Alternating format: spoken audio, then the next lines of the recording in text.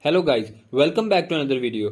In this video I will show you how to fix Black Ops 4 not launching or opening problem on your Windows in PC and laptop. So to fix this issue, follow every step as I am showing in this video, and do not forget to subscribe this channel and also press the bell icon for the latest upcoming videos.